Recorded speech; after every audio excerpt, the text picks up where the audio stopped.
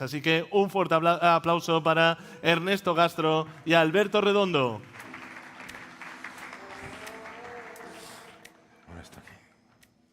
Qué valientes, valientes. Pues muchísimas gracias, muchísimas gracias por estar aquí, porque yo creo que hay que darlas. Somos los últimos, que no los peores, eso espero. Y bueno, pues yo creo que hay una realidad alrededor de las compras que la he ido viendo durante todos estos años y esperemos que en esta presentación nos podamos trasladar pequeñas conclusiones muy básicas. Yo llevo más de 24 años ayudando a empresas a transformarse digitalmente. Bueno, digamos empresas, sectores, porque cuando una empresa se quiere transformar digitalmente, está afectada por el sector en el que se tiene que transformar. Y si el sector va de la mano, pues la transformación digital va mucho más acelerada. Pero incluso me atrevería más, ayudando a transformar digitalmente a personas, a roles, a directores de compras, a directores financieros, a directores de telecomunicaciones, a muchísimas empresas, muchísimos roles de otras compañías que son las que realmente reciben el debe de la transformación digital. Hemos hablado de grandes empresas, pero claro, cuando hablamos de un análisis, en los informes aparecen, ¿no? Pues las empresas transforman digitalmente el departamento de compra. Hay un concepto que son las medianas empresas, que para mí son tan importantes, incluso más, que la gran corporación, porque es la que está al otro lado y es tu socio de negocio. Así que muchas veces nos centramos en la gran corporación y la mediana es tan importante como la grande. En diferentes países. Que claro, cuando hablamos de transformación digital, a mí tuve la suerte de abrir un mercado, Colombia, un mercado especial, pues cada país tiene sus costumbres y sus hábitos, pero lo que sí es cierto es que cuando haces negocios, normalmente muchos de tus proveedores pueden ser locales o cercanos a ti, pero muchos de ellos son extranjeros. Tenemos que entender el proceso de compras y la transformación digital pensando en el que está al otro lado, ¿no? ¿En qué país está al otro lado? Antes os he comentado del ámbito sectorial. Yo todavía recuerdo los viajes que me marcaba a Bruselas, que es donde se suelen hacer las asociaciones empresariales en Bruselas, las europeas, para crear una asociación que nos permitiese a todas las empresas del entorno hablar de lo mismo y no estar dependiendo de imposiciones o tendencias o proyectos de una gran empresa o de un gran entorno que te hace decidir por ti y asumir pues, retos que a lo mejor no están en tu hoja de ruta. Pero mi nuevo reto, que es el mundo de las compras, yo me he movido sobre todo en ámbitos de la ingeniería, telecomunicaciones, retail, automoción. Y en esos sectores me he movido mucho por el ámbito del, pues eso, equipos de innovación, equipos de financieros, equipos de fiscales. Y este año me toca, estos años me toca dar el salto al ámbito de compras. Y para mí, yo soy, ya os digo, sería un atrevimiento daros y deciros lo que tenéis que hacer. Para eso tengo aliados, como puede ser Ernesto, que nos ayudan a entender un poquito más. Así que yo, antes de pasar al siguiente punto, te animo, Ernesto, a que te presentes. Gracias. Buenas tardes. Gracias a todos. En primer lugar, os voy a pedir disculpas, no por lo que voy a decir, sino por cómo lo voy a decir. Tengo la garganta un poco fastidiada porque el otoño ha hecho mella. Y nada, pues la mejor manera que tengo de presentarme, más que deciros todo lo que he hecho, es decir que podía estar sentado ahí, porque prácticamente toda mi vida se la he dedicado a las compras. He sido comprador, he sido responsable de departamentos de compra, he formado, espero que bien, a futuros compradores y al final pues he vivido esa evolución de los departamentos de compras desde que yo empecé allá por los años principios de los 90 hasta ahora, cómo se han ido adaptando y cómo han ido demandando de una cierta necesidad técnica. Pues al final de todo ese proceso llegué aquí donde estoy ahora, que es donde, digamos, hemos aunado ambos caminos, hemos juntado ambos caminos en los que ayudamos, acompañamos y sobre todo ponemos en en conocimiento unos de otros de todo este mundo global que son de las compras y que cada vez es más extenso. Yo cuando hacemos un análisis del entorno de las compras, lo que suele hacer, lo que llevan durante toda la jornada diciendo, ¿no? Hay que utilizar inteligencia artificial. Bueno, yo la he utilizado. He preguntado a varias plataformas, entornos de inteligencia artificial, les he preguntado, dime cuáles son los hitos más representativos de la transformación digital de los procesos de compra. Vale. Pues he hecho varias preguntas, varios PRON, que se llama ahora, ¿no? Varias diferentes formas de hacerle llegar mi casuística. La primera, 1990, los ERPs. Bueno, ya nos estamos yendo bastante lejos, ¿no? Donde el departamento de compras algunas veces tenía pues, una parte de almacén, gestión de catálogo de productos, algún tipo de tecnología vinculada al supply chain, pero más bien desde un punto de vista endogámico, ¿no? Es decir, esa información que yo almaceno en mis ERPs y lo gestiono. Eso no ha cambiado, creo que no ha cambiado mucho. Seguimos teniendo los mismos ERPs o similares que nos permiten almacenar un conjunto de información y distribuirla dentro de la compañía. El siguiente punto, 2005, primero, portales de proveedores. Portales de proveedores. Y es sorprendente porque haciendo un poquito de inteligencia humana, le preguntaba y le incidía en un proyecto, unos proyectos que yo creo que han tenido un éxito, un amplio éxito en el sector, sobre todo como puede ser el retail o la automoción, que es el EDI, que no sé si lo conocéis, no sé si alguno de vosotros trabajáis con él. El EDI es una tecnología, pero que sobre la tecnología hay una colaboración entre empresas del mismo sector para trabajar de la misma manera. ¿Qué es lo que suele pasar cuando hablamos de un portal de proveedores? Y es que es la panacea, porque yo como comprador digo, pues que vayan a mi portal, yo le hago llegar ahí los pedidos, o les digo que me meta las facturas, o que le voy dando información y es perfecto. Pero claro, el problema radica cuando el proveedor tiene que ir a todos los portales de todos los proveedores, de todos los clientes, a hacer lo mismo. Nos damos cuenta de que es una solución parcial, muy válida, pero realmente se queda coja. Se queda coja en ese sentido, que es lo que aportaba la solución o la tecnología EDI. ¿Qué es lo que incluía EDI? EDI, al final, lo que llegaron las grandes superficies de alimentación y los grandes proveedores o los grandes fabricantes de coches y de materiales y dijeron, yo te voy a hacer llegar el pedido. No te lo voy a hacer por correo electrónico porque en esa época tampoco te creas que el correo electrónico era un mecanismo tan ágil y tan extendido. Y yo quiero asegurar que ese pedido llega al destinatario y el destinatario sabe que él lo tiene y me tiene que responder en el tiempo y en forma y tiene que tener completa trazabilidad. Estamos hablando del 2003. Desde el 2003. Yo he escuchado muchas diapositivas hablando de la trazabilidad. La trazabilidad llega existiendo desde hace muchísimo tiempo. Lo importante aquí es que, claro, cuando una gran empresa le pide que vaya a su portal, pues hombre, hay muchos proveedores, eso que os comentaba, los medianos, que se someten a ir al portal. Pero ahí lo que se decidió es todo completamente diferente. Creamos un entorno colaborativo, competitivo, porque son empresas de la competencia, colaborativo, donde todos nos intercambiamos la información de una forma. ¿Cómo? Pues definimos un estándar, una tecnología muy básica, una conectividad y unas reglas. Unas reglas para identificar de forma unívoca productos y empresas. Fíjate qué sencillo, el entorno EDI. Pues ese entorno sigue funcionando a día de hoy. Se ha planteado blockchain, se ha planteado big data, se han planteado un montón de tecnologías, todas novedosas y brutales, pero eso no ha cambiado. Llevamos desde el 2003 trabajando de esa misma manera. Y la primera pregunta que le hice yo a Ernesto es, oye, ¿por qué no se utiliza en todos los sectores? Bueno, porque realmente hay una complejidad sectorial que hay que elaborar. De ahí, la IA me pasa al 2010. Aparece la nube. Y esos ERP se transforman en software as a service, ya no tienes que tener instalado tus sistemas, sino lo que puedes es, utilizando la nube, ¿no? Internet, utilizar esos servicios. Eso tampoco es novedoso. Pero cambia un paradigma importante, y es que te permite tener una flexibilidad para implementar soluciones sin necesidad de cambiar tu ERP.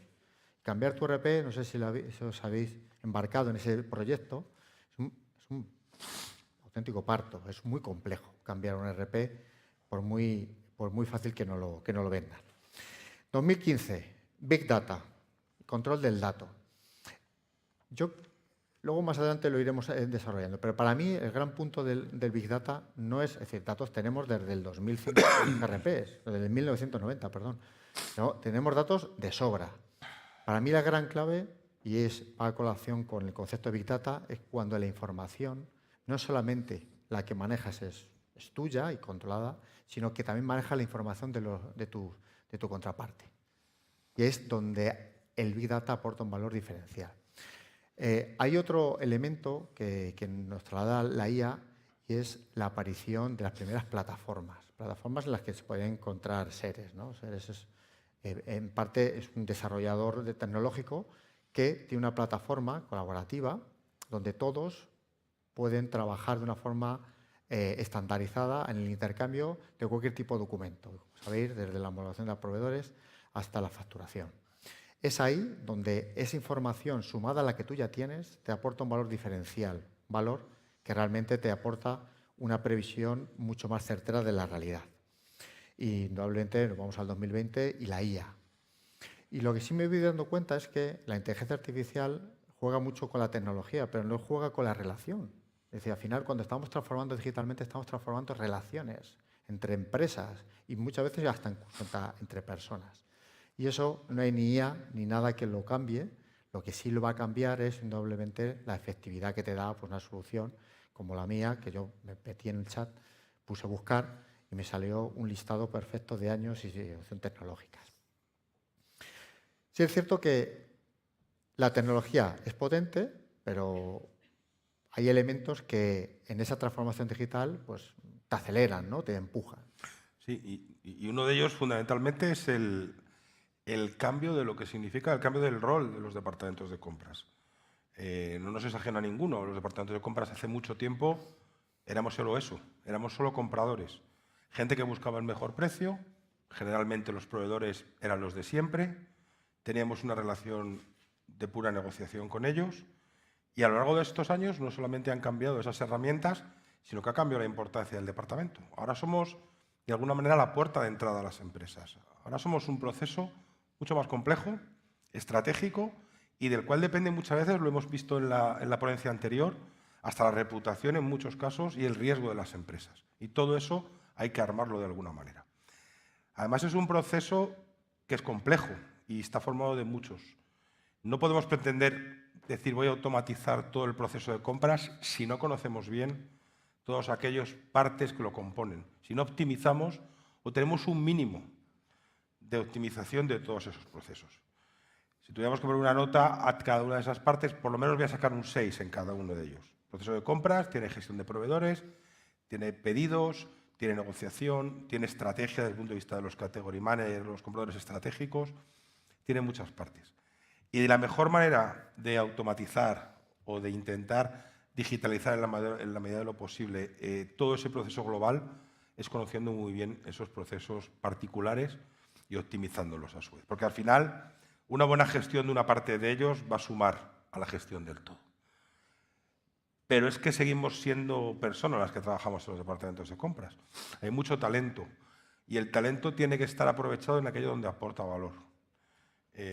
Yo, cuando trabajaba con especialistas, porque al final un comprador estratégico, un category manager es un especialista, nadie sabe más que él. De nada sirve que sea un especialista, que tenga mucho conocimiento, que conozca su mercado mejor que nadie, si no somos capaces de darle herramientas que aprovechen ese conocimiento y ese valor. Y sobre todo, herramientas que le quiten ese trabajo o esa dedicación a aquellas tareas que no aportan nada y que si las pueden hacer por nosotros y se pueden hacer en automático, mejor que mejor. Por lo tanto, tenemos que tener en cuenta que no estamos solos. Esto es un proceso que tiene muchas partes, tiene muchas implicaciones de tipo legal, de tipo financiero, de compliance. Y nosotros, como los departamentos de compras, somos los catalizadores de toda esa información y de toda esa gestión. Y por lo tanto, como decía antes Alberto también, esa comunicación interdepartamental tiene que ser lo más fluida posible y lo más transparente posible para que sea óptima. Yo creo que además de la comunicación interdepartamental, porque al final es un proceso vertebrador de la compañía, ¿no? Voy a reincidir en un punto que he comentado antes, que es el profesionalizar la relación con los proveedores. No estoy diciendo que no lo sea, pero estamos o solemos tender, en todos los sectores de actividad, solemos tender a pensar en transformar digitalmente desde uno mismo. Esto es como echar una carrera y tener el mejor Ferrari, pero correr tú solo. Al final, la transformación digital necesita de involucrar a los proveedores. Y es necesario pensar cómo realmente les ayudamos a hacer esa transformación. Muchos me dirán, bueno, cada uno que aguante su vela, ¿no? Es esencial. Es decir, sin la apuesta de los proveedores, sin la transformación de ellos, tu proceso va a ser un mero trámite, una mera inversión tecnológica maravillosa, pero posiblemente que te dé malos recompensas. Seamos sinceros, es decir, sin ese cambio el camino es tortuoso. Es difícil, es decir, de hecho yo conozco muchos proyectos en los que han dicho, sí, nosotros ya estamos transformando toda la relación con los proveedores. Tenemos un proceso de factura electrónica altamente avanzado y me estoy yendo a la parte final del proceso, altamente avanzado. Y le digo, entonces ya no tendrás discrepancias en las facturas, ya no tendrás ningún problema a la hora de la gestión del aprovisionamiento. Y dices, no, sí, hombre, estamos hartos de que los proveedores nos llamen. ¿Para qué? No, discrepancias, problemas con las facturas, problemas con el pago de una factura.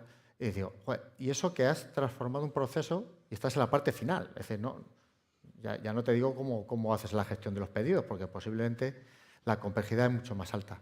Claro, cualquier eslabón dentro de la cadena de los proveedores es un eslabón que dinamita cualquier posibilidad de inversión o de transformación digital. Y eso lo consigues conociéndolo, conociendo tu cadena de suministro, conociendo el proceso y de la mejor manera posible. Al final, cuando hablamos de la parte inicial, Roberto se ha ido antes a la parte final, vamos a la parte inicial, la gestión de proveedores.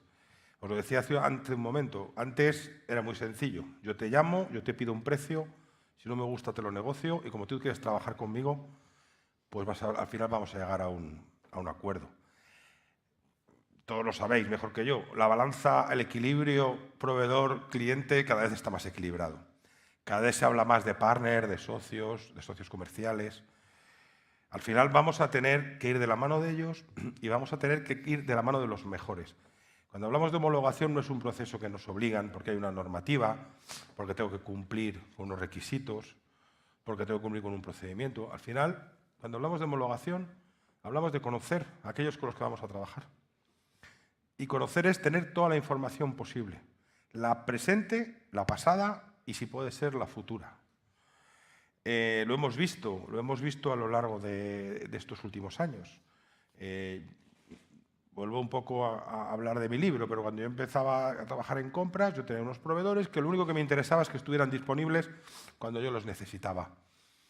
Llegó un momento en el que de pronto te ves inmerso en la necesidad de cumplir con determinadas normas, con determinados requisitos. Trabajamos en países distintos, cada uno tiene su normativa, trabajamos con empresas distintas. Cada vez el término compliance, que hace años era un término extraño, ahora es un término del día a día, todos lo conocemos y todos sabemos a qué nos referimos cuando hablamos de él. Todo esto hace que tengamos que tener un conocimiento mayor de esos proveedores.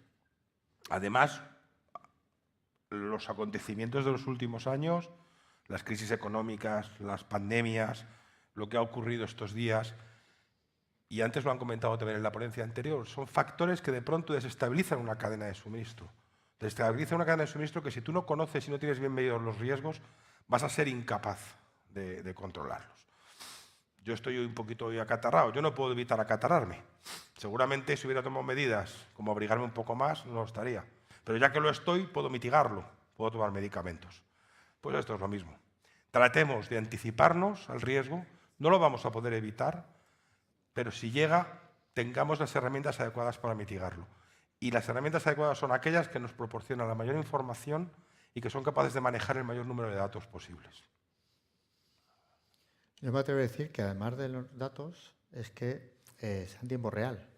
Y tener la información en tiempo real sin tus socios, sin tus proveedores, es imposible. Además, sumando la variable de las plataformas, lo que vas a poder tener es información en tiempo real del entorno. Tú puedes trabajar con un proveedor y no tener ningún problema en entrega, los ratios y con los objetivos que les han marcado, pero al lado ese mismo proveedor puede estar fallando. Y esa información es valiosa. Es una información que no vas a tener nunca, por muy big data que tengas, pero la puedes tener gracias a esa colaboración sectorial. Yo, por mí, hay 4 conclusiones. 4 conclusiones que me gustaría trasladar y que en definitiva son muy accesibles. Posiblemente no sean grandes conclusiones de invierte en IA ni ya hay soluciones para transformar tu proceso de compras. Son muy sencillas. Primera, digitalizar no es comprar la mega solución ni la última tecnología. No nos confundamos. Yo creo fehacientemente que hay que invertir en tecnología, pero no necesitas la mega solución ni la última tecnología. De hecho, ya vais transformando vuestros departamentos. Yo lo he escuchado aquí y he escuchado, es que tenéis que hacer y ahora con la IA y tenéis. Joder, ya lo sé. Yo creo que lleváis transformando vuestros departamentos desde hace muchísimo tiempo. Yo creo que eso no es novedoso. Pero como comentaba Ernesto, para mí hay un ratio que ocurre en toda transformación digital, en cualquier sector o incluso cualquier departamento de la compañía, que es un ratio del 6. Es el ratio del 6 que comentaba Ernesto. Cógete todos los verticales, cógete todos tus procesos, subprocesos dentro del proceso de compra y ponles nota. Seamos críticos, ponle nota. Yo cuando digo un 6 es el mínimo que tienes que tener.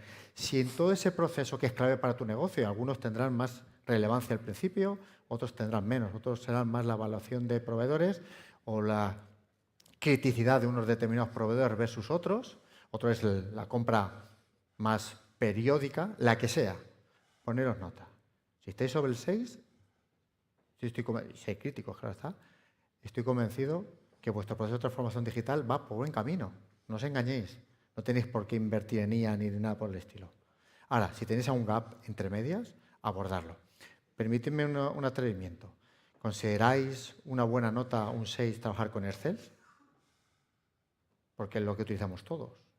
No pasa nada. Hay como una tendencia a diseñar el Excel. El Excel es una herramienta tan válida como otra cualquiera. Sí es cierto que yo no la pondría en el peso de un proceso que sea crítico. Pero, sin lugar a dudas, claro que sí, el Excel es tan válido como otra solución. Hacer ese análisis, evaluarlo y ser críticos con vosotros mismos. Y si hay alguna parte donde consideréis que no estáis en el 6, mirar y invertir, ahí sí, en tecnología. Si puede ser novedosa, si así lo consideráis, adelante. ¿Cuántos proveedores se han homologado gracias al Excel? La verdad. Pero, bueno, en definitiva no deja de ser una herramienta. Y en definitiva, como dice Alberto, la digitalización no debe ser una obsesión. Al final, los compradores tienen que estar ahí y los compradores son los que saben comprar, saben gestionar y lo que les tenemos que dar es herramientas para ello.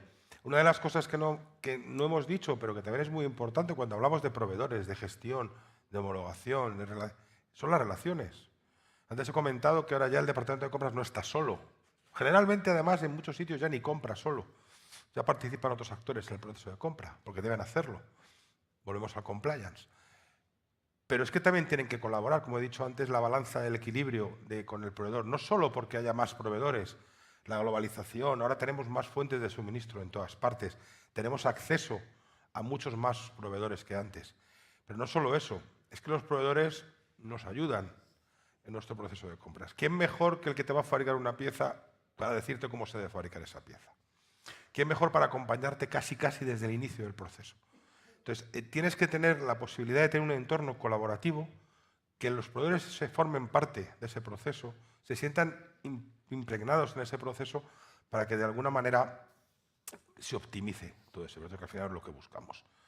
No hace mucho se empezaba a hablar del concepto de desarrollo de proveedores. Bueno, igual ya hace un poquito más, pero ya te voy a ayudar. Voy a ver cómo hacer las cosas, voy a decirte dónde puedes mejorar, pero no porque sea un alma caritativa y una ONG que quiere ayudar a mis proveedores, que también puede que lo sea, sino porque cuanto mejor hagas tú las cosas, mejor me va a ir a mí, mejor me vas a suministrar, vas a minimizar mis riesgos y mejor me vas a garantizar a mí el suministro que necesito. Por lo tanto, tener herramientas sin irnos a grandes tecnologías, herramientas colaborativas, entornos colaborativos. Yo os hablo de puentes. Todos tenemos sistemas de gestión muy potentes en nuestras empresas. Comuniquémoslos, dejemos un puente que los comunique y que hablen entre ellos. ¿Para qué quiero tener un coche muy potente si la carretera por la que voy no es buena? No le voy a sacar partido. Entonces, al final se trata de mejorar esas relaciones poniendo piezas y poniendo elementos que faciliten esa comunicación entre proveedores. Segunda conclusión. Para dar valor necesitas talento, necesitas experiencia. Hay que formar equipos, los equipos no son infinitos y a día de hoy hay muchísima capacidad de externalizar esos servicios o esas tareas que son rutinarias y que posiblemente con tecnología la puedas gestionar. Tercera conclusión, manejar datos. Ernesto, manejamos datos. Manejamos datos, como decía hace un rato, para saber lo que ha pasado, pero también para poder predecir lo que va a pasar. Es muy importante la gestión del dato, el manejo de esos datos. A todo lo pasado, todos sabemos cómo es el desempeño de un proveedor, podemos valorarlo, podemos calificarlo. ¿Nos permite solamente esa evaluación que hacemos del proveedor poder predecir cuál puede ser su comportamiento futuro? A lo mejor sí, también va a depender del conocimiento que tengamos de él. Pero si tenemos la posibilidad de tener más datos de ese proveedor, más información incluso sobre aspectos que no tienen que ver con su relación con nosotros, pero que de alguna manera van a afectar a su desempeño, eso al final nos va a beneficiar. Y lo que tenemos que tener es la capacidad de que esos datos nos sirvan para predecir. Ya tenemos que comprar pensando en el futuro y no comprando pensando en el pasado. No lo digo en términos de plazos de entrega, lo digo en términos de relaciones y de estabilidad de esas relaciones, porque las cosas cambian continuamente. Y finalmente, la cuarta conclusión, que yo creo que la hemos ido destilando durante toda la presentación, los proveedores, la cadena de suministro. Hay que involucrar a los proveedores, pensar si realmente los tenéis involucrados, si se suman a vuestros proyectos de transformación digital y si los entienden. Y buscar una solución para unirlos y para acercarlos, no intrusiva, importante, no intrusiva. Yo creo que los portales de proveedores, aquellos sitios donde alguien tiene que ir forzado a hacer algo, es algo bastante intrusivo. Y por el bien común, que muchas veces entendemos que bueno, yo contrato una solución tecnológica, que hable con los proveedores, que les fuercen, que paguen lo que tengan que pagar, que yo ya tengo la solución y que ellos se busquen la vida. Joder, yo creo que ese tipo de soluciones ha dado el tiempo y el paso y han demostrado que no tienen valor, no tienen recorrido. Involucrar a los proveedores es importante.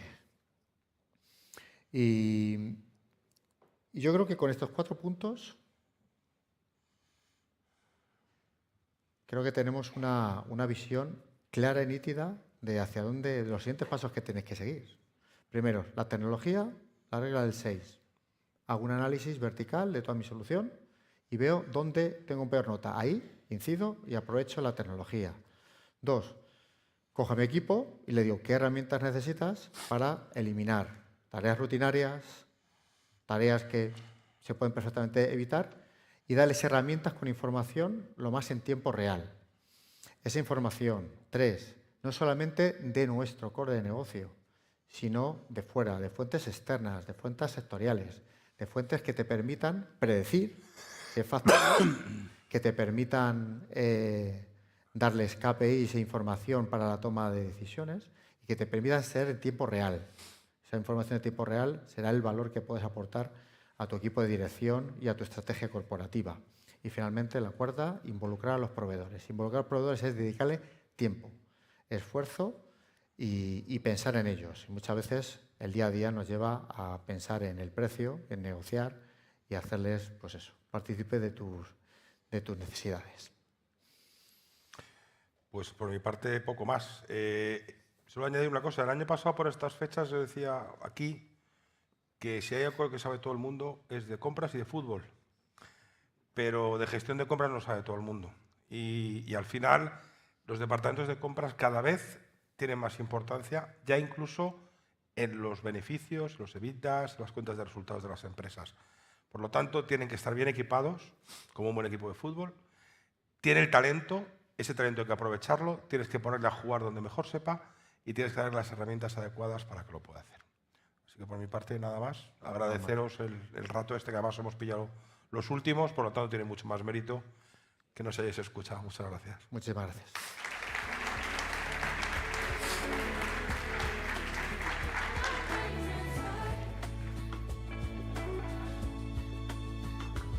Gracias a Ernesto Castro y a Alberto Redondo. Llamamos por favor al escenario para que despida y cierre esta convención de CPONet a Rocío Fernández Artime, directora de ESG en Grupo CPONet.